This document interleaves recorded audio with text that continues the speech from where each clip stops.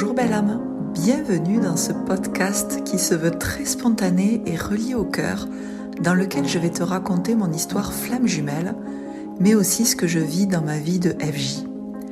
Dans cet espace, je vais également te partager les sujets qui font sens pour moi et qui me tiennent à cœur en lien avec bien sûr les flammes jumelles, mais aussi la reconnexion à soi. Je suis Marissa Hugued, en relation FJ depuis plus de 25 ans et mariée à ma flamme jumelle. Je suis éveilleuse d'âme et auteure. J'accompagne depuis presque 10 ans maintenant les personnes qui viennent à moi en étant reliées à leur âme. Je leur transmets les messages que j'entends, que je perçois, tout en libérant leur mémoire bloquante. Depuis quelques années maintenant, j'accompagne de plus en plus de flammes jumelles sur leur chemin d'éveil. Bienvenue dans cet espace qui se veut authentique. Je te souhaite une très belle écoute. Et si ce podcast te plaît, n'hésite pas à laisser un commentaire. Merci.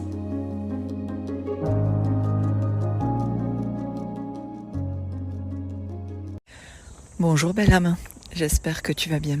Je t'emmène avec moi de façon très spontanée au cours de ma balade habituelle. Alors le son risque de pas être peut-être tout à fait clair. En tout cas, il est normal si tu entends des bruits environnants.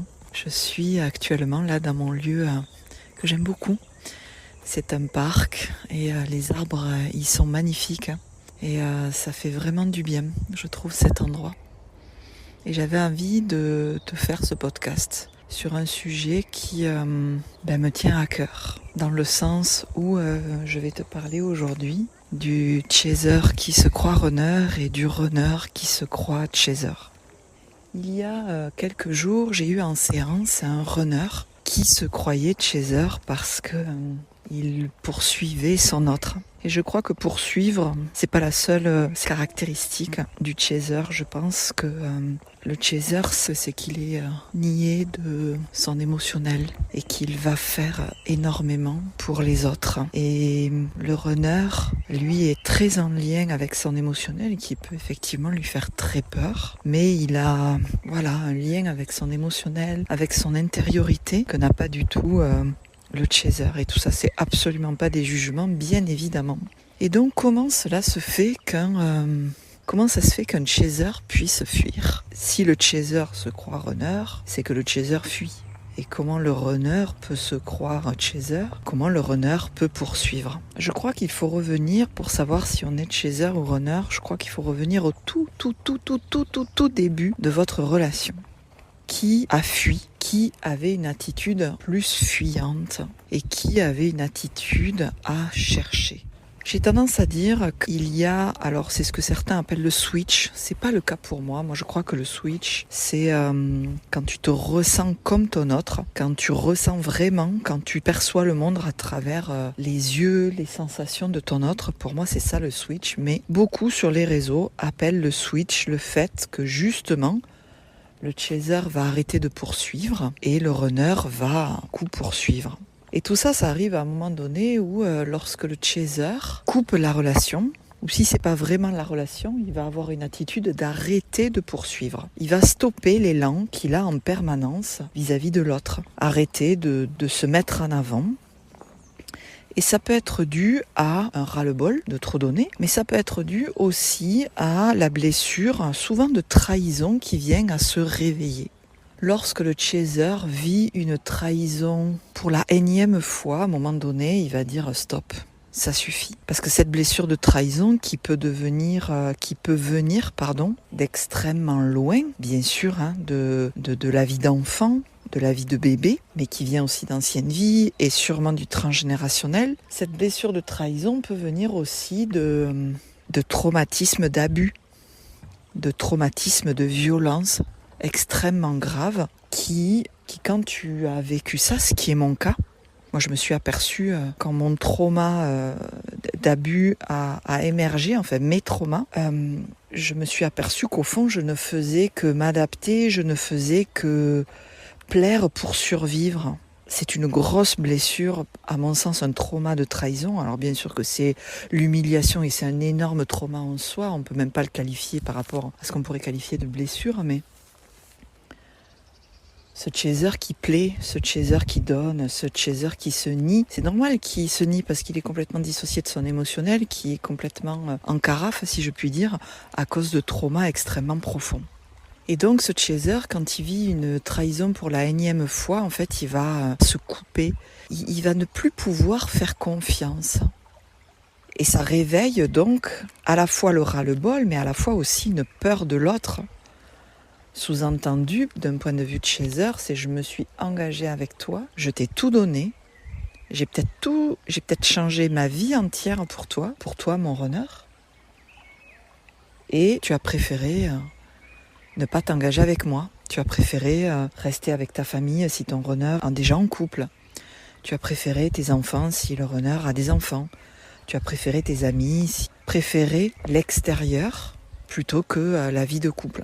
Et ça peut réveiller chez le chaser une très forte blessure de trahison parce qu'il a lui-même changé tout son monde pour sa flamme jumelle. Et quand le chaser vit cette énième trahison, ça disjoncte en lui, ça coupe, ça dit stop, ras-le-bol. Et donc il s'en va. Il s'en va, il peut couper de la relation, il s'éloigne. Et donc tu vois, le chaser part, et très souvent, c'est à ce moment-là qu'il y a le runner qui poursuit. Parce que cette perte, ce ras-le-bol du chaser, va faire que le runner, ça va comme l'électrocuter, ça va le réveiller, il va se dire « Ah mince, je suis en train de perdre l'amour de ma vie ».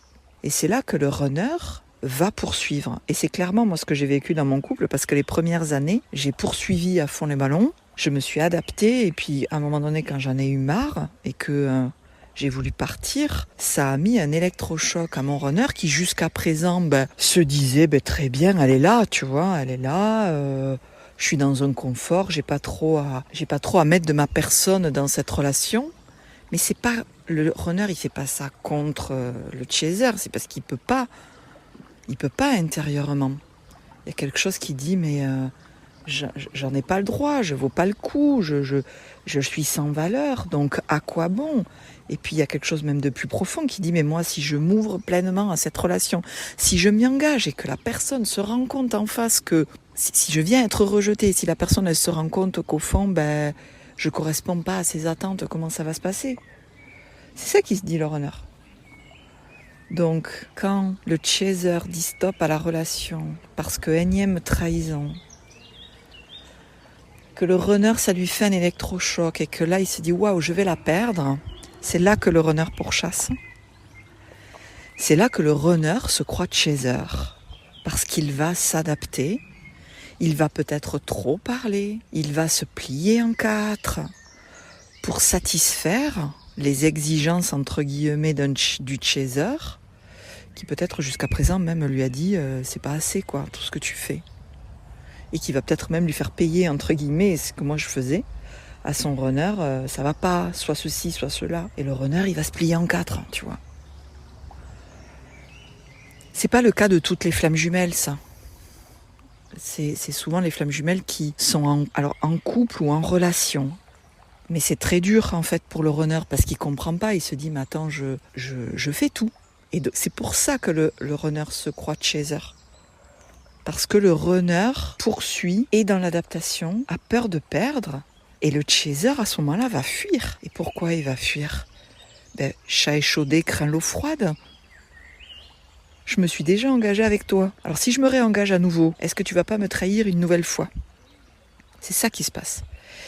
Et si tu rajoutes à ça des traumas en lien avec l'homme, en lien avec l'abus, en lien avec la violence, c'est encore plus le chat échaudé et glacé, quoi.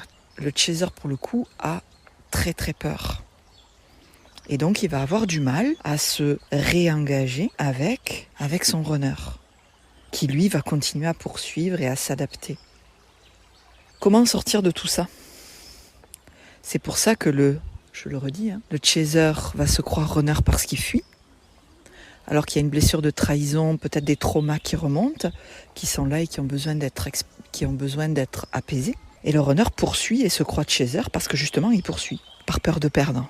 Et ce chaser qui fuit, il a la sensation d'avoir déjà perdu. Il a très peur de reperdre par trahison à nouveau. Et finalement, comment sortir de tout ça ? Comment le runner doit, entre guillemets, se positionner face à un chaser qui a peur ? Le runner ne peut que continuer à mettre le cœur sur la table, quelque part, tout en se respectant, parce que s'il s'adapte, ça veut dire qu'il se nie lui-même. Donc comment le runner doit agir ? Alors le doigt entre guillemets, parce que le runner forcément va marcher sur des œufs, parce qu'il y a aussi, faut pas l'oublier, un runner a peur du rejet. Peur de perdre, c'est issu du rejet.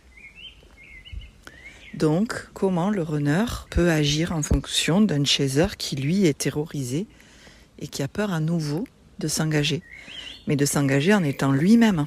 À mon sens, le runner doit continuer en fait à montrer son amour, mais tout en cadrant aussi, c'est-à-dire en se respectant, en étant peut-être pas là au service de son chaser qui à un moment donné de toute façon coupe, mais revient, puisqu'elle a peur de perdre. Tout ça c'est issu d'une peur de perdre inconsciente et qui sont en chacun d'eux, et ça fait du ping-pong. Donc le runner ne peut que s'engager dans ce qu'il ressent intérieurement, d'être honnête de lui à lui, d'assumer ce couple qu'il ressent et de tout faire, entre guillemets, mais c'est pas tout faire, être présent pour son autre tout en se respectant, c'est la base je crois. Et comment le chaser peut alors revenir dans la relation ? Si tu as des traumas et que tu veux revenir dans la relation, ça va être d'apaiser tes traumas, d'aller au corps, dans les anciennes vies, comprendre ton histoire, libérer ton émotionnel, pour que tu puisses aller dans cette envie, sans cette peur, alors sans cette peur, avec une peur certes de la peur de la trahison, la peur de ressouffrir encore, mais que ça soit pas elle qui te commande, parce qu'aujourd'hui c'est peut-être elle qui te commande. Je crois que le truc il est là, c'est est-ce que tu veux revenir dans la relation ? Oui, non. Bon, tu peux choisir non, moi je sais qu'à un moment donné j'ai choisi non, mais il a fallu que j'aille vers le oui, c'était le choix de mon âme. Mais ça fait du bien à un moment donné de dire non, j'ai pas envie de revenir dans la relation. J'ai pas envie parce que j'ai trop donné, parce que je me suis trop laissée, je me suis trop niée, je me suis trop abandonnée. Voilà, j'ai eu en face quelqu'un qui ne s'est pas engagé comme moi je le voudrais, mais j'ai aussi ma responsabilité de j'ai trop fait. Donc aujourd'hui, je n'ai pas envie. Et puis peut-être que dans quelques temps, oui, aujourd'hui j'ai envie, mais j'ai peur. Peur de ressouffrir. Peur que ces traumas reviennent. Et c'est là que tu dois continuer le travail sur soi. Alors tu vas me dire encore. Oui, encore. Voilà, je ne peux pas aller... je te comprends complètement, tu vois. Si tu te dis oui encore, c'est relou, il y en a marre. Mais en fait, ces traumas qui sont là, ils t'empêchent forcément d'aller dans la vie. Ils t'empêchent de refaire confiance, ils t'empêchent d'écouter ton âme, de te laisser aller. Et ça passe par la flamme jumelle parce que c'est intense et que quelque part, ça fait que tu n'as pas le choix du coup de regarder.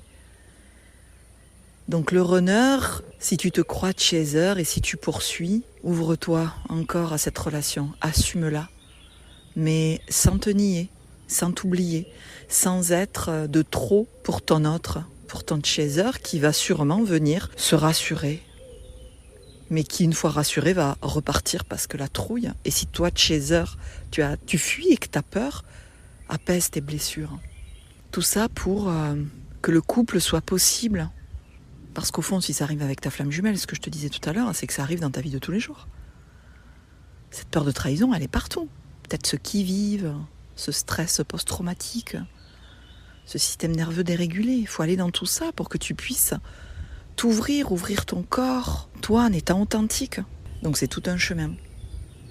Mais pour moi, un chaser, alors je dis pas qu'il reste chaser parce qu'au fur et à mesure que tu déblayes tes blessures, t'es de moins en moins de chaser, mais il y aura toujours ce côté de j'ai besoin de l'autre, j'ai besoin de l'extérieur, je ne sais pas de moi à moi comment aller dans mon émotionnel, je le coupe et je vais faire à l'extérieur, tu vois, je vais donner, je vais m'occuper des autres. Alors que le runner aura tendance toujours un peu à, quand c'est un peu compliqué, tu vois, peut-être à fuir.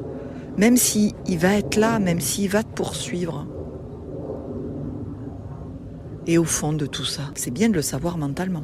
Parce que tu sais du coup comment te positionner, ce que tu dois faire. Mais au fond, c'est pas l'important. Au fond, c'est veux-tu être dans cette relation? Est-ce que c'est possible pour toi? Peut-être que tu as quelqu'un à tes côtés, peut-être que ton autre a quelqu'un à ses côtés aussi. Et que vous vous voyez en cachette entre guillemets. Est-ce que tu veux vivre cette relation? Oui, non, je crois que ça vient avant tout d'un choix intérieur. Hein. Et en fonction de ce choix, runner-chaser, tu poses les actions en conséquence. Et si c'est pas le choix de l'âme, l'âme elle va te ramener. Si tu as choisi non et que tu dois choisir oui, hop, l'âme elle va te ramener. Et si c'est non, tu vas être heureuse dans ta vie et tu retrouveras peut-être pas ton autre ou pas de suite. Et tu auras besoin de ce temps sans l'autre et c'est ok. Mais je reste persuadée que quand on a des traumas qui sont extrêmement profonds, et c'est ce que j'observe, au fond, on n'est pas vraiment heureux parce qu'on a une peur, un qui-vive, quelque chose peur que ça se repasse. Et on va s'adapter et c'est pas bon. C'est pas bon parce que comment tu veux profiter de la vie, de l'amour, recevoir, donner en harmonie avec des traumas hyper violents. Et c'est là où j'ai pu observer qu'il y a pour moi 2 types de chasers et 2 types de runners.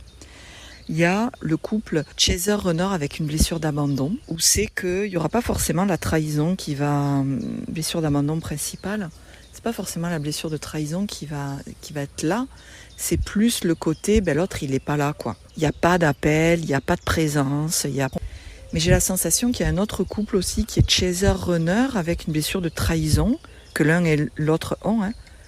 Et là c'est souvent des flammes jumelles qui sont ensemble. Où c'est que là, il peut y avoir des peurs de l'autre, de part et d'autre, des peurs de violence, des peurs d'agression, qui vont perturber l'équilibre du couple. Et en fait, pour trouver justement cet équilibre, il y a besoin en soi d'apaiser ces traumas. Parce que l'abandon, c'est t'as quelqu'un, puis tout d'un coup, t'as personne. Alors que la trahison, la personne est là, mais elle n'est pas vraiment là en fait. Elle est là physiquement, mais elle n'est pas là. Et elle ne s'intéresse pas à toi, il y a de l'indifférence. Alors que toi, tu t'engages. Chaser, runner. Et puis tous ces traumas d'abus, de violence qui sont extrêmement trash et que tu as encore dans tes cellules. Et qui peut faire que toi, chaser, à un moment donné, tu vas fuir parce que ça a été trop. Mais quand tu fuis, t'es coupé de toi, t'es coupé de ton émotionnel. Même si tu arrives quand même à pleurer, à crier, mais t'es coupé de la partie de toi qui a été blessée. Enfant, ado, jeune fille ou jeune homme. C'est pour ça que même le runner, il fuit au début. Aussi parce que si je m'engage et qu'il y a le rejet, ce rejet peut faire écho à une blessure de violence au corps, tu vois, c'est trash. Mais c'est pas l'adulte, toi, aujourd'hui. C'est toi, l'enfant. Toi dans les anciennes vies, c'est pas vraiment toi, mais tu vois, des réminiscences d'anciennes vies. Voilà, j'avais envie de te partager, de déposer là, peut-être que ça éclairera des choses en toi. Mais tu sais, souvent quand j'ai des runners en séance, l'émotionnel c'est une fluidité chez eux. Il n'y a pas de contrôle, c'est fluide, c'est très intuitif. Je vais dire que c'est plus facile. Dans le sens où c'est fluide. Alors qu'un chaser, il y a davantage de contrôle, davantage de fermeture, parce que le chaser est fermé à son enfant intérieur, alors que le runner, il est ouvert à son enfant intérieur, à son émotionnel, même si à un moment donné, c'est trop fort, tu vois. Mais il a cette conscience émotionnelle que le chaser n'a pas pour lui-même. Donc peut-être que tu te découvriras finalement un runner à ces mots, un runner qui pourchasse, mais qui au tout début de la relation, n'a pas osé s'engager parce qu'il y avait la trouille au fond. Et c'est à partir de là que tout a explosé un peu. Et puis peut-être que tu te crois runner et au fond tu vas t'apercevoir chaser parce que tu vas te souvenir que tout au début, c'était toi qui poursuivais. C'était toi qui écrivais des messages sans cesse. C'était toi qui contrôlais, qui prévoyais, qui pourchassait. Mais à un moment donné, il s'est passé quelque chose, un non-engagement, et hop, tu t'es comme rétracté, parce que la trouille, que ça se produise à nouveau. Et tout ça, c'est ok. C'est juste qu'à un moment donné, c'est l'envie simplement d'être heureux de soi à soi et avec l'autre. Là, je mets simplement des mots, des explications, mais au fond, quand il y a quelque chose qui ne va pas en soi, C'est là qu'on fait le travail sur soi. C'est pas pour retrouver l'autre ou c'est pas pour contrôler l'autre. C'est surtout parce que tu as envie d'être heureuse dans ta vie, dans ton pro, avec ta famille, avec tes amis surtout, avec ta flamme jumelle ou la personne que tu as à tes côtés. Il n'y a que toi qui décides en fait. Qu'est-ce que tu veux dans ta vie ? Et viennent après les mots chaser, runner qui peuvent expliquer quel est le prochain chemin, quelle est la prochaine étape plutôt, pour aller apaiser ce qui fait que pas heureuse. Et pour retrouver ton mode de fonctionnement d'origine avant le chaser et avant le runner. Pour enlever toutes ces adaptations qui certes t'ont protégé mais qui aujourd'hui te font du mal. Parce que ça fait tout ça que t'es pas vraiment dans la vie puisque en train de te protéger. Voilà. Bon, j'espère que cet épisode t'aura plu. Que tu as peut-être entendu les petits oiseaux. C'était très spontané, mais j'espère que ça aura été plutôt clair. Mais ça me tenait à cœur de partager cette notion de chaser qui se croit runner et runner qui se croit chaser parce que c'est comme si finalement il y avait 2 temps dans la relation, tu vois, ou peut-être 3 temps. Le premier temps où le chaser poursuit et le runner fuit. Il y a une blessure de trop et là ça s'inverse.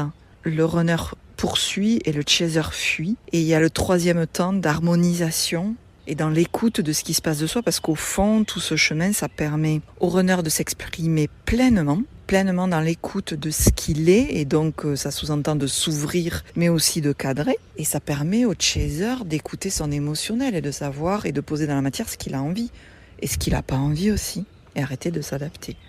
Voilà. Allez, j'arrête là. Je te remercie de m'avoir écouté. Je te dis à tout bientôt.